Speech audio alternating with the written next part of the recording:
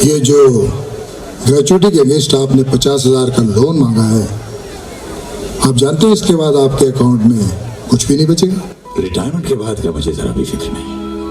भगवान की कृपा से 4 बेटे हैं, 4 अनमोल फिक्स डिपॉजिट। तो 4 फिक्स डिपॉजिट, 8 बाजू, सारे के लिए इतना बहुत है मेरे लिए। आप ऐसा क्यों नहीं करते? 2 साल का एक्सटेंशन लेके हमारे साथ बने रहिए। देखिए रावत साहब, काम की आपाधापी में जिंदगी को जल्दबाजी में खाए हुए निवाले की तरह हम निकलते चले गए। अब बाकी की जो जिंदगी है उसे हम जरा स्वाद ले ले करके जीना चाहते हैं, अपनी पत्नी के साथ, अपने बच्चों के साथ। As you wish. Hey dad, सोए नहीं आप? हमें तो खैर नींद नहीं आ रही, लेकिन तुम क्या कर रहे हो बेटे? रात के 2 बजे हैं।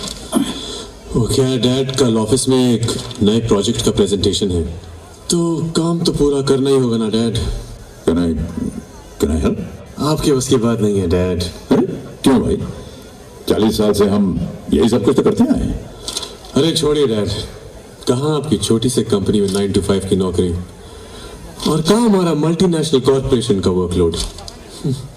डैड, आपके जमाने में ना तो काम में कोई कंपटीशन था और ना लाइफ में कोई टेंशन। हमें तो सरवाइव करने के लिए रात रात भर जागना पड़ता है। तुम्हें क्या लगता है हमारे लिए सब कुछ बहुत आसान था? हमारे जीवन में टेंशन ही नहीं था। अरे भाई, हमारे जीवन में भी टेंशन था, लेकिन बावजूद इसके हमने अपने काम में अपना पूरा आउटपुट दिया, मेहनत से पैसे कमाए, इज्जत पाई, 4 बेटों को इस लायक बनाए कि वो सर उठाकर जी सके। हाँ डैड, लेकिन डैड आपको ये बात तो माननी होगी कि आपके बच्चों में पहले से वो स्किल, वो टैलेंट, वो काबिलियत थी, जिनकी बदौलत उन्होंने खुद अपने लिए रास्ते बनाए, मंजिलें हासिल की, ये घर बनाया।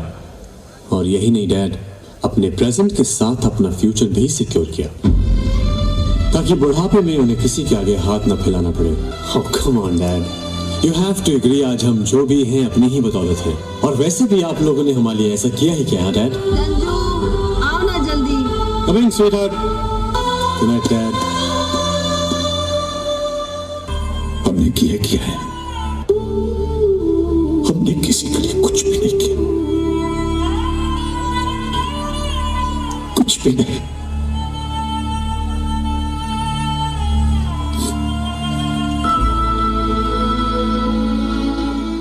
लेडीज एंड जेंटलमैन, बागबान किसी इंट्रोडक्शन का मोहताज नहीं।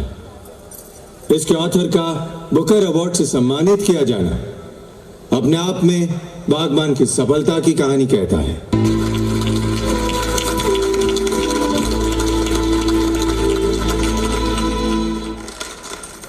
बागबान मेरे बारे में या किसी एक इंसान के बारे में नहीं है। ये किताब है बीते हुए कल और आने वाले कल के बीच फैले हुए सन्नाटे के बारे में, झुके हुए उन कंधों के बारे में जिन पर बैठकर कभी कुछ बच्चों ने जिंदगी के मेले देखे थे। जमाना बदल गया है, जिंदगी बदल गई है। हमारी उम्र के लोग याद करें कैसे बेकार के रिश्तों और बंधनों में उलझे रहते थे हम लोग। बाप के चेहरे में ईश्वर देखते थे, मां के चरणों में स्वर्ग दिखाई देता था। लेकिन अब लोग समझदार हो गए।